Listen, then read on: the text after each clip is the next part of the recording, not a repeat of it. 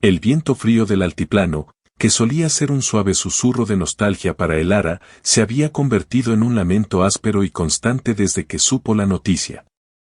Se apretó el chal de lana desteñida sobre los hombros, un inútil intento de detener el temblor que no venía solo del frío. No era la temperatura, sino la indignación y la cruda realidad de su nueva vida lo que la congelaba hasta los huesos. Elara Mendoza, de 37 años, viuda de don Ramiro Cienfuegos, se encontraba en el gran salón de la hacienda familiar que una vez fue su hogar, escuchando su sentencia. Frente a ella, en una silla tallada que parecía demasiado grande para sostenerlo, estaba el hijo mayor de Ramiro y su único heredero, el veinteañero arrogante llamado Alonso. A su lado, su esposa, una mujer de apellido rimbombante y cuello estirado, llamada Constanza, observaba a Elara con una mezcla de lástima condescendiente y abierto desprecio. El salón, con sus techos altos y sus muebles de caoba oscura, reverberaba con el silencio incómodo y expectante de los abogados y el notario presentes. «Madre Elara», comenzó Alonso, su voz engolada y forzadamente formal, como si recitara una línea aprendida, «el testamento de mi padre ha sido claro. Si bien se reconoce su papel como esposa y compañera en los últimos años, el patrimonio principal debe permanecer intacto dentro de la línea de sangre Cienfuegos. Lo siento, pero la ley y el deseo de mi padre son inmutables». Elara mantuvo la compostura. Había aprendido a contener las lágrimas y los gritos durante los 3 meses de la enfermedad de Ramiro. «Alonso, tu padre me aseguró que estaría cuidada. Me prometió una parte justa. Tú sabes lo que hice por él, cómo sané las heridas que esta casa le había dejado». Constanza dejó escapar un suspiro teatral. «Madre Elara, todos sabemos que don Ramiro fue generoso. ¿No le dejó acaso una mesada sustanciosa durante la enfermedad? Y claro, está la vivienda. Una propiedad que, si bien es modesta, le permitirá vivir con dignidad». Elara miró al notario, un hombre de rostro pálido y bigote canoso, buscando en él un aliado, una pizca de justicia. El hombre solo le ofreció una mirada de disculpa y le entregó una carpeta de piel desgastada. Dentro, estaba el documento que sellaba su destino. Los ojos de Elara se movieron rápidamente sobre el texto legal, deteniéndose en la descripción de su propiedad. «Es una porción de tierra fuera de los límites de la hacienda», explicó Alonso, cruzando las manos sobre el escritorio de su padre. «Un terreno que, honestamente, es invendible, pero que legalmente satisface la cláusula de vivienda y sustento para la viuda. Se le dará una suma única de dinero para que pueda establecerse, y eso será todo. No habrá más ataduras financieras con la familia Cienfuegos». El notario carraspeó y señaló el mapa adjunto. «El predio en cuestión es la parcela conocida como el Baldío del Diablo. Está al borde del páramo, señora Elara. Son 10 hectáreas. Le recomendamos encarecidamente que, después de vender el resto de sus posesiones personales, utilice los fondos para construir una vivienda decente allí. La familia Cienfuegos no será responsable de su mantenimiento posterior». El apodo del terreno, el Baldío del Diablo, resonó en el silencio del salón como una burla. Elara recordó vagamente haber oído a los peones hablar de esa tierra, un lugar estéril, rocoso, azotado por el viento y supuestamente maldecido. Un lugar donde no crecía nada y donde nadie, ni siquiera los campesinos más pobres, se atrevía a establecerse. El regalo de Ramiro, la parte justa prometida, era un terreno abandonado y sin valor, una humillación envuelta en papel legal. Elara comprendió la intención real de Alonso, no solo deshacerse de ella, sino asegurarse de que no pudiera volver a molestar. Su garganta se cerró con una mezcla de dolor y rabia. No iba a suplicarles. No les daría la satisfacción de verla rota. Se levantó con una dignidad que sorprendió incluso a Constanza. «Acepto», dijo su voz, sorprendentemente firme. «Acepto el Baldío del Diablo. Y acepto el dinero. Pero quiero que sepa algo, Alonso. Su padre me amó. Y el amor no se mide en metros cuadrados de tierra fértil. Recogió los documentos y se dirigió a la puerta, sin mirar atrás, dejando en el salón el olor a perfume caro y la satisfacción triunfante de los herederos. Al salir de la hacienda Cienfuegos, bajo el cielo plomizo, Elara miró el mapa. El baldío del diablo estaba a casi 20 kilómetros, un camino largo y polvoriento que ella tendría que recorrer sola. La casa de Ramiro se achicaba a sus espaldas, y con ella, su pasado. Ahora solo le quedaban 10 hectáreas de tierra estéril y una promesa silenciosa: si el destino la había arrojado a un páramo, ella encontraría la manera de que esa tierra, de alguna forma, floreciera. La desesperación le dio paso a una fría y calculada determinación. Elara, la viuda despojada, iba a enfrentar al diablo en su baldío. El viaje hasta el baldío del diablo fue, en sí mismo, un presagio. Elara había alquilado una vieja camioneta de un campesino compasivo en el pueblo más cercano, cargando apenas un par de baúles con sus pocas pertenencias, ropa, algunos libros y, lo más importante, las herramientas básicas de jardinería que siempre había atesorado, herencia de su abuela. Las dejó al borde del camino por donde pasaba la carreta, ya que el vehículo no podía adentrarse más. A medida que se alejaban de los límites de la tierra Cienfuegos, el paisaje cambiaba de un verde prometedor y bien irrigado a una paleta de grises, ocres y marrones. El aire se hizo más fino y seco, y el sol, aunque alto, se sentía distante e implacable.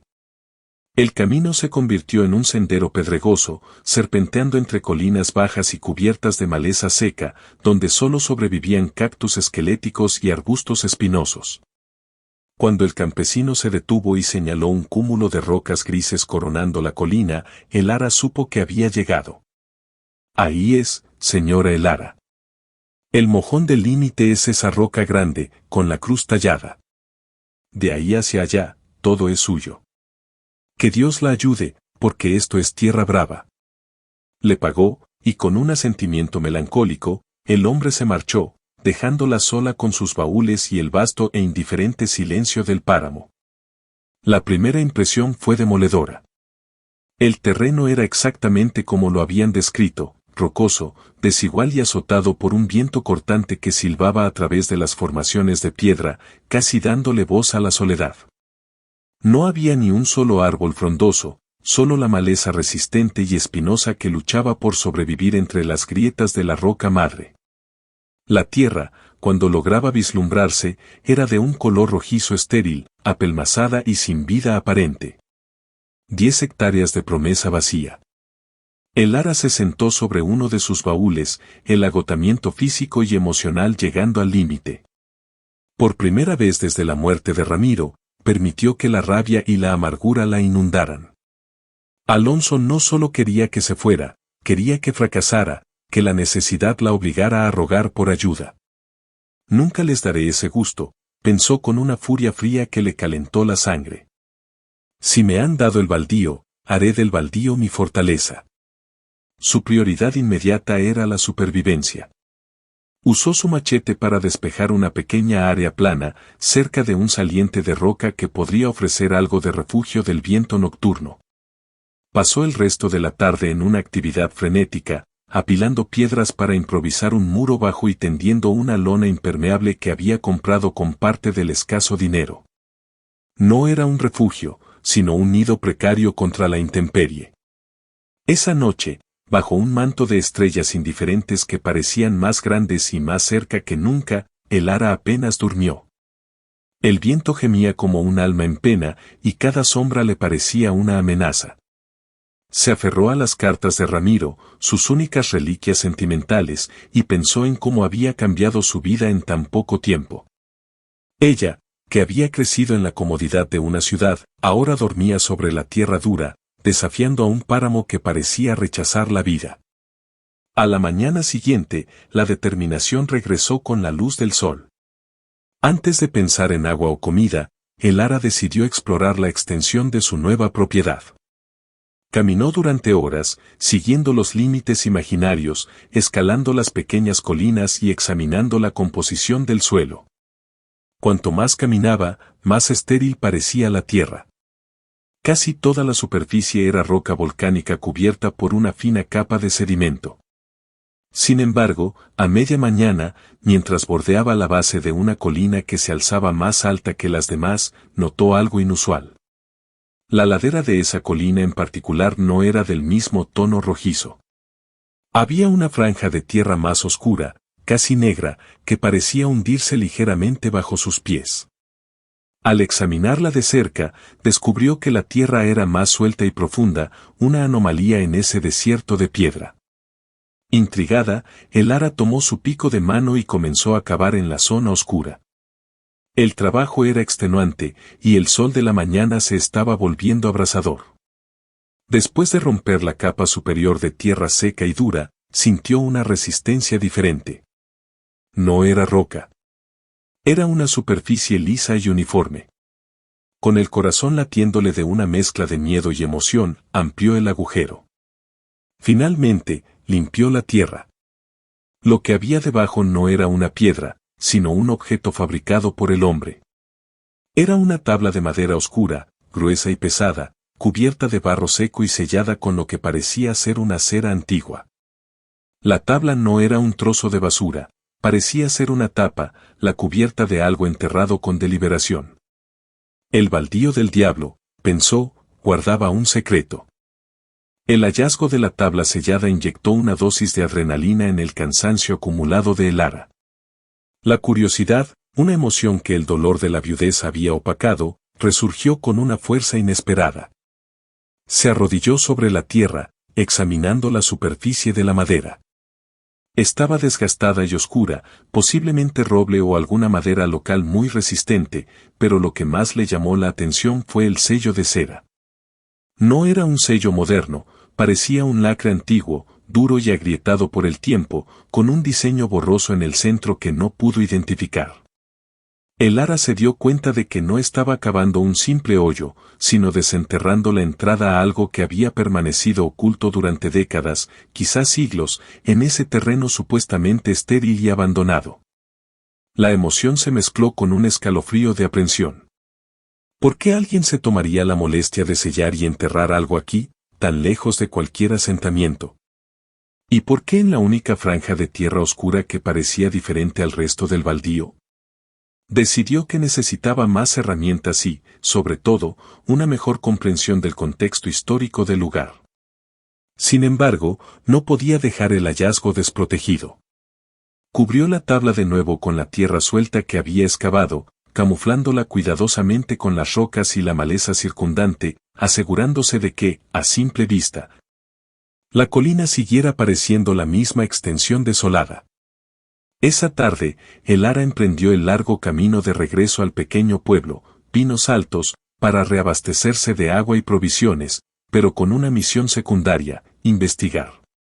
En la pequeña tienda de abarrotes, que servía también como centro de chismes local, preguntó con la mayor naturalidad posible al anciano tendero, don Gregorio, sobre la historia del baldío del diablo. Don Gregorio, un hombre de ojos penetrantes y manos nudosas, dejó de pesar el arroz y la miró con recelo. Ese es un lugar de mala suerte, señora. Un lugar que ni siquiera los Cienfuegos se atrevieron a reclamar de verdad, por eso se lo dieron a usted. Dicen que está maldito. Elara sonrió, tratando de sonar despreocupada. Solo curiosidad, don Gregorio. ¿Por qué le llaman así? ¿Hubo un accidente, un crimen? No, señora. Es más antiguo que eso, susurró el tendero, inclinándose sobre el mostrador. Dicen que hace mucho tiempo, cuando los primeros españoles vinieron por estos valles buscando oro, hicieron un campamento grande en ese sitio. Pero no era oro lo que buscaban, sino algo más, silencioso. Eran alquimistas. Intentaron convertir el plomo en oro, o algo peor. Y dicen que, después de un evento catastrófico, el lugar se cerró, se selló, y nunca más floreció. Los nativos creían que el corazón de la tierra había sido roto allí. Elara sintió un escalofrío. El sellado y el corazón de la tierra roto coincidían extrañamente con lo que había encontrado. ¿Y, no hay ruinas, nada?, preguntó ella, manteniendo el tono casual. No, señora. Todo se lo llevó el tiempo, o lo sellaron. Solo queda la colina principal. Hay un rumor muy viejo, casi una leyenda, de que guardaron sus experimentos fallidos, o su tesoro, en un pozo de piedra muy profundo. Un pozo que, dicen, respira, punto.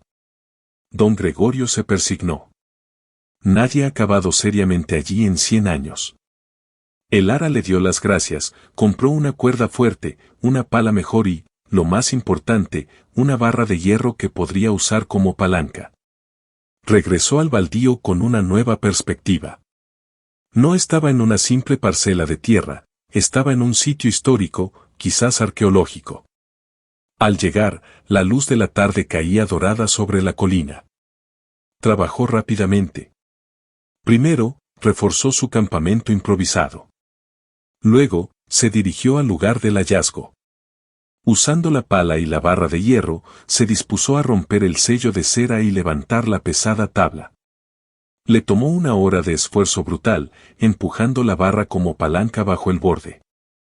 Finalmente, con un sonido de succión húmeda, la tabla cedió. El ara se apartó rápidamente, respirando con dificultad. Lo que encontró no fue el oro de los conquistadores ni el fracaso de los alquimistas en forma de polvo inerte. Era una cavidad que descendía en la oscuridad, rodeada de piedras perfectamente talladas, lo que confirmaba que era una obra humana y antigua. Pero el olor que emanaba de la oscuridad no era el hedor de la descomposición, sino un aroma terroso, profundo, húmedo, mezclado con un dejo dulce y mineral que le recordó a la lluvia cayendo sobre la tierra virgen. Y luego lo escuchó, un sonido suave, casi imperceptible, que venía de las profundidades del pozo. Era una corriente de aire, lenta y constante, que soplaba suavemente hacia afuera, como si la tierra estuviera respirando. El corazón de el ara dio un vuelco. El pozo que respira de la leyenda era real. Y algo estaba sellado, vivo o inerte, en su interior. La corriente de aire que emergía del pozo era fría y tenía un peso casi palpable. El ara se acercó con cautela al borde de la abertura, una mezcla de terror ancestral y fascinación científica tirando de ella. El aroma, ese olor a tierra mojada, a mineral dulce, no era desagradable, de hecho, era extrañamente vitalizante, como si estuviera inhalando la esencia misma de la fertilidad que faltaba en el resto del baldío. Se arrodilló, asomando la cabeza. La profundidad era considerable. Las piedras que revestían el pozo, perfectamente ajustadas y de un tono verdoso oscuro, desaparecían en una negrura absoluta, tragándose la luz del atardecer. La respiración de la tierra era constante, un lento esboz de aire subiendo y otro, un momento después, descendiendo. La leyenda de Don Gregorio no era una metáfora, el pozo tenía un pulso. El ara sabía que no podía aventurarse a ciegas. Regresó a su campamento improvisado y buscó en sus provisiones. Había comprado una vela gruesa y cerillas, y lo más importante, la cuerda resistente. Ató firmemente un extremo de la cuerda a la barra de hierro que había usado como palanca, y aseguró la barra transversalmente a dos grandes rocas cerca de la abertura del pozo. La seguridad era primordial. No sobreviviría a una caída en la oscuridad, y nadie la buscaría allí.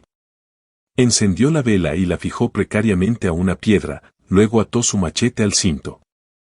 Tomó la linterna de mano, un modelo antiguo, pesado y confiable, y regresó al pozo. Se recostó boca abajo sobre el suelo pedregoso, asegurándose de que la cuerda estuviera firme. La luz de la linterna cortó la oscuridad del pozo. La profundidad era, al menos, de 10 metros antes de que la pared de piedra se abriera abruptamente hacia los lados. No había agua en el fondo, al menos no inmediatamente. Lo que sí había era una estructura. La luz revelaba una especie de cámara subterránea abovedada, de proporciones sorprendentemente grandes para ser un pozo minero. Las paredes no eran de piedra natural, sino de ladrillo antiguo y pulido, cubierto por una pátina de humedad verdosa. Lo más impresionante, y lo que hizo que el ara jadeara y se olvidara del miedo, era lo que cubría el suelo de la cámara. No eran huesos, ni artefactos de oro. Era una densa red de vegetación. Bajo la luz artificial, el fondo del pozo era un jardín microscópico. Había musgos de un color esmeralda vibrante que ella nunca había visto, hongos bioluminiscentes que emitían un brillo azul pálido, y pequeñas plantas con hojas gruesas, casi suculentas, que parecían prosperar en esa oscuridad húmeda y constante. El aire que salía del pozo era, de hecho, el aire exhalado de esa vida vegetal subterránea. Era un ecosistema aislado, una burbuja de fertilidad al pie del baldío del diablo. La luz de la linterna se detuvo en el centro de la cámara. Ahí, en medio del musgo y las plantas, se alzaba una fuente baja, tallada en un mineral oscuro que reflejaba la luz con destellos violáceos. Pero la fuente no contenía agua. En su interior había un líquido viscoso, de un color blanco lechoso, que burbujeaba lenta y constantemente, alimentando la humedad del ambiente. Alrededor de la fuente, había grabados indescifrables en la pared de ladrillo, símbolos que parecían ser una mezcla de runas antiguas y diagramas alquímicos. El ara se quedó un largo rato mirando. No era un tesoro de oro, sino un tesoro de vida. Este pozo era la causa de la leyenda, el corazón que respiraba. Los alquimistas no habían sellado su fracaso, habían sellado una fuente de energía, una fuente de vida botánica en el desierto. La tierra oscura que ella había notado arriba era probablemente el sedimento de este jardín subterráneo. La viuda, despojada de su herencia de riqueza, había encontrado algo mucho más valioso, la explicación de por qué esta tierra era diferente y, quizás, el secreto para hacer que el resto de su baldío estéril floreciera. Si esta fuente milagrosa era lo que mantenía viva esta vida subterránea, ¿podría usarla para regar y revivir la tierra de la superficie? La adrenalina se transformó en una euforia fría y calculadora. El baldío del diablo no era una maldición. Era un cofre. Ahora, necesitaba una estrategia para descender de manera segura y, lo que era más crucial, averiguar qué era exactamente ese líquido lechoso y cómo manipularlo sin destruirlo todo. La noche caía rápidamente, envolviendo el paisaje en sombras, pero en la mente de Elara, una nueva y brillante idea acababa de germinar. Ya no estaba sola, tenía un secreto. Y ese secreto iba a ser su venganza contra Alonso Cienfuegos. Elara pasó la noche en vela, aunque no por miedo, sino por la excitación febril del descubrimiento. El sonido rítmico del pozo respirando se había convertido en una banda sonora tranquilizadora. Al amanecer, tomó una decisión: la exploración sería metódica y extremadamente cautelosa. El primer paso era obtener una muestra del misterioso líquido blanco y analizar la cámara más a fondo. Aprovechando la luz de la mañana, Elara reforzó su anclaje de cuerda, atándola a una roca aún más grande y pesada, y se puso el machete al cinto. Ató un pequeño frasco de vidrio a una cuerda auxiliar, y con una mezcla de nerviosismo y pragmatismo, comenzó el descenso. El descenso fue difícil, pero las paredes de piedra tallada ofrecían suficientes agarres para los pies. La humedad creciente a medida que bajaba era un alivio contra el aire seco del exterior. Cuando sus botas tocaron el suelo musgoso de la cámara, un olor más intenso a tierra y metal, casi como el ozono, la envolvió. La cámara, que desde arriba parecía un pozo, era en realidad un espacio abovedado de unos 6 metros de diámetro. La luz de su linterna revelaba los detalles que la habían asombrado. La vida vegetal subterránea era exuberante, alimentada únicamente por esa humedad constante y, tal vez, por alguna propiedad de la fuente central. Se acercó a la fuente.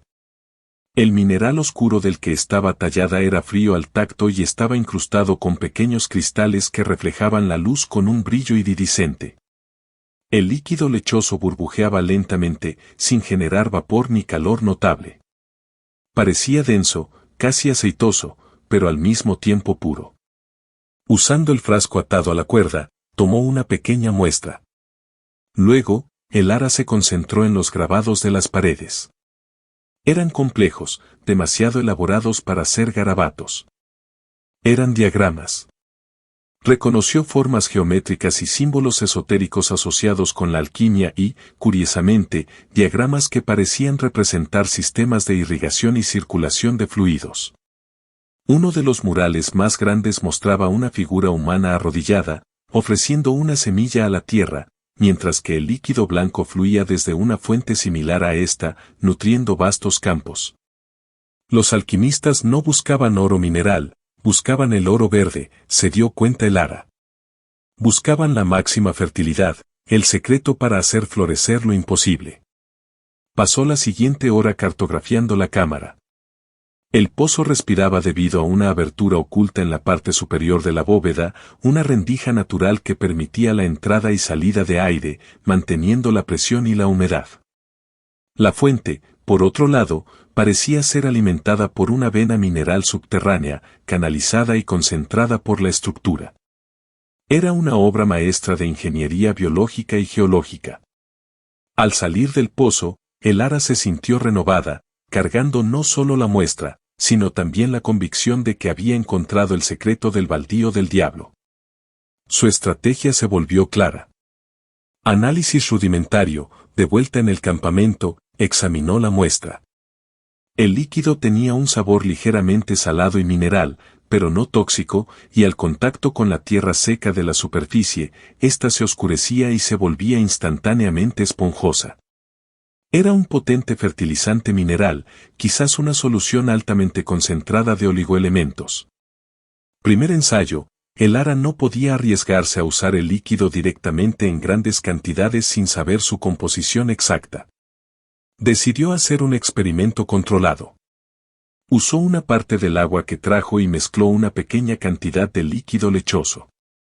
Cavó un pequeño surco experimental cerca de su campamento y, por primera vez, sembró algunas semillas de calabaza que llevaba, regándolas con la mezcla. El sistema de riego, lo más difícil era cómo mover la fuente de vida de manera eficiente.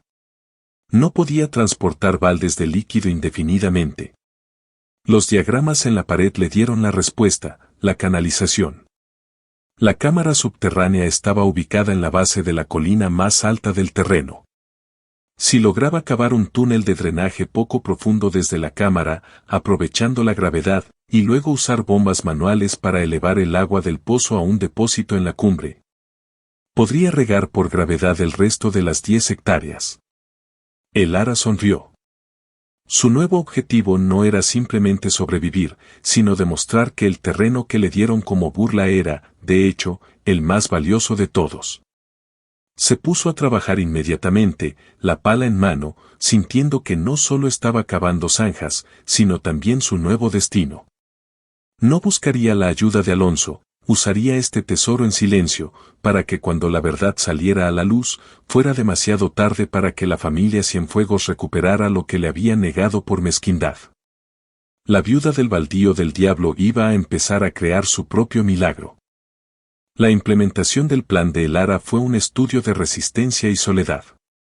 Los días se fundieron en un ciclo extenuante de excavación, transporte y construcción.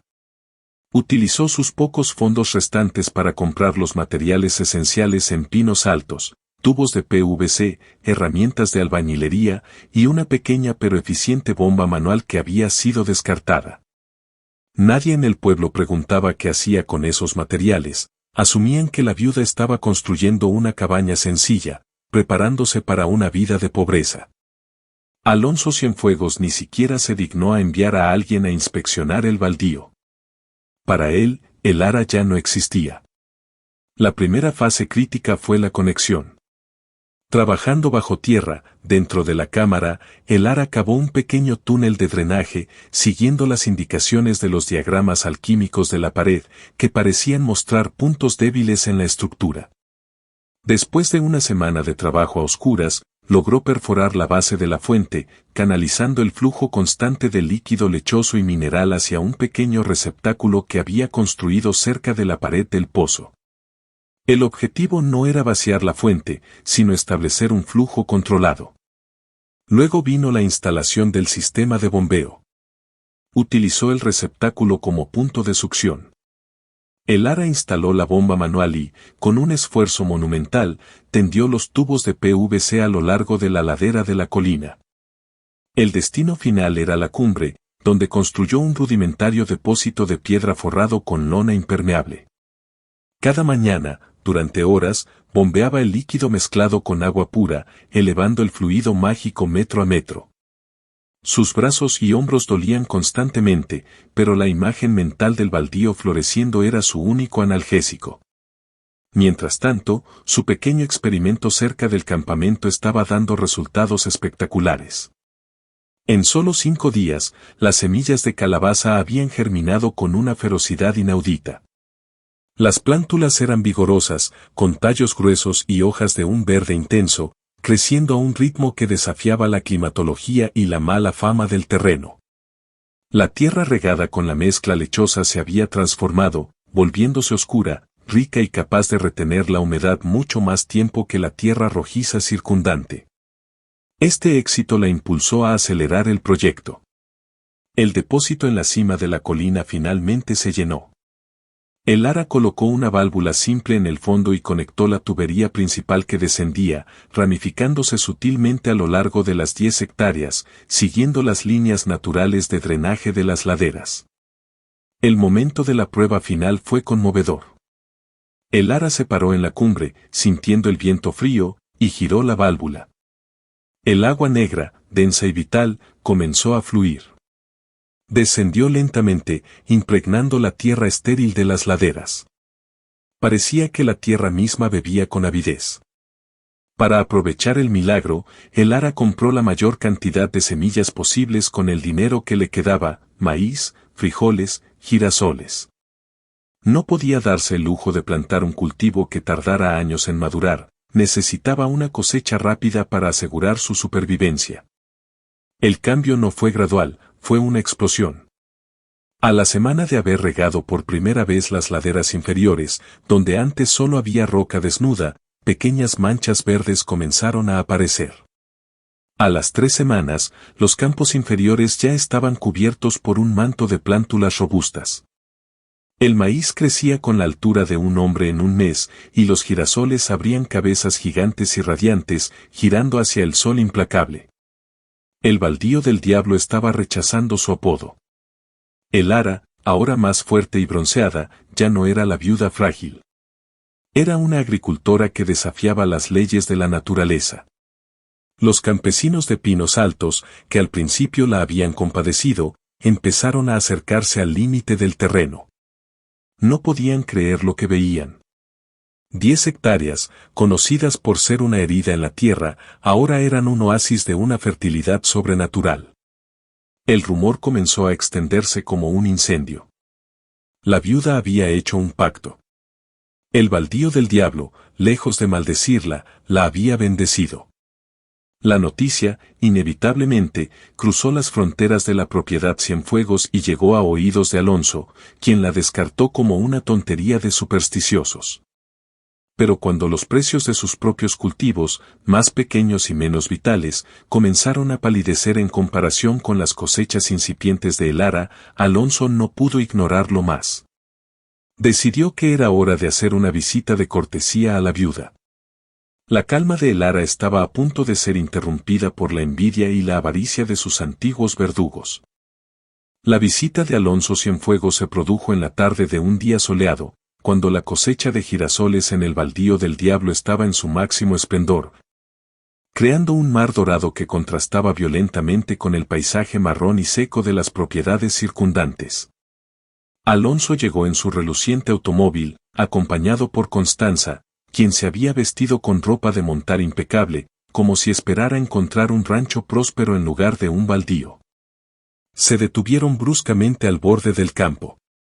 Alonso bajó del vehículo, su rostro una máscara de incredulidad y creciente furia.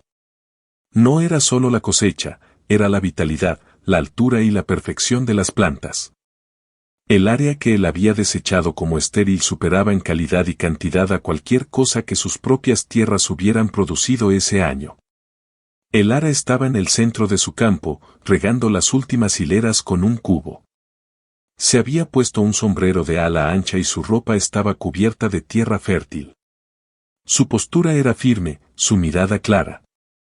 Cuando vio a Alonso acercarse, no mostró sorpresa, sino una calma helada. Madre Elara, comenzó Alonso, su voz luchando por mantener su tono autoritario.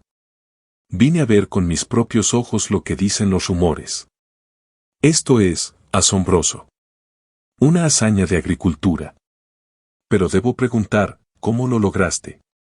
Este terreno era inviable. ¿Has encontrado una fuente de agua oculta? Constanza intervino, su tono lleno de sospecha. Esto no es natural, Elara. Parece que usted ha utilizado algún tipo de producto químico ilegal. O quizás, un fraude. Elara dejó el cubo en el suelo y se cruzó de brazos. La luz dorada del atardecer perfilaba su figura contra el telón de fondo de su cosecha milagrosa. Alonso, Constanza. No hay fraude. No hay productos químicos. Solo encontré lo que su padre y sus ancestros despreciaron, el corazón de esta tierra. ¿El corazón de la tierra? No seas ridícula, se burló Alonso, aunque el nerviosismo se notaba en su voz. Su padre me dio este baldío porque creyó que era lo único que merecía, continuó Elara, dando un paso adelante. Ustedes esperaban que fracasara, que volviera a rogar por un techo. En cambio, encontré el pozo que sus antepasados alquimistas sellaron. Encontré la fuente de agua y minerales que crearon para hacer que esta tierra desértica floreciera. Ustedes me dieron la clave, Alonso, y no el despojo. Alonso palideció. Los rumores de la leyenda antigua, que él siempre había ignorado, ahora cobraban un significado aterrador. Si Elara tenía control sobre esa fuente, su valor superaba con creces la hacienda Cienfuegos. Esa fuente me pertenece por derecho de propiedad, espetó Alonso, su avaricia reemplazando la incredulidad. El recurso hídrico y mineral dentro de mi antigua propiedad familiar le pertenece a la familia Cienfuegos. Elara sonrió, una sonrisa sin alegría, sino de triunfo frío. No, Alonso. El notario fue muy claro. 10 hectáreas, hasta los límites exactos de la parcela conocida como el Baldío del Diablo. La fuente está en la colina principal, y la colina está dentro de mis límites. El pozo que encontré, el secreto que revivió esta tierra, me pertenece por derecho y por la ley que usted mismo invocó. Sacó una copia del mapa del testamento que guardaba en su bolsillo, ya amarillenta, y la agitó en el aire. Usted me dio esta tierra por desprecio, pensando que me condenaba. Me condenó a ser la mujer más rica en cosechas de todo el altiplano. Alonso intentó negociar, luego amenazó con demandas legales y excavaciones forzosas. Pero Elara estaba preparada. Les mostró una serie de fotografías de los grabados alquímicos y de la fuente. Les explicó que cualquier intento de forzar la entrada o perforar indiscriminadamente la tierra resultaría en la destrucción del frágil ecosistema subterráneo, arruinando no solo su terreno, sino potencialmente contaminando los acuíferos subterráneos de toda la región. El miedo a la ruina pública y legal detuvo a Alonso en seco. Elara les dio su ultimátum. Ella no vendería el terreno. No compartiría la fuente, pero sí comercializaría sus cosechas. En un año, su maíz y sus girasoles, de una calidad nunca vista en la región, hicieron de ella una empresaria próspera. La casa de Alonso Cienfuegos perdió prestigio, mientras que el humilde campamento de Elara se convirtió en una pequeña y próspera granja, rodeada por el milagro verde. La viuda ya no era Elara Mendoza, la despojada. Era la dama del baldío, la mujer que convirtió una maldición en la más grande de las bendiciones. El ternero abandonado se convirtió en su fortaleza, y la humillación de los herederos en la base silenciosa de su nueva fortuna.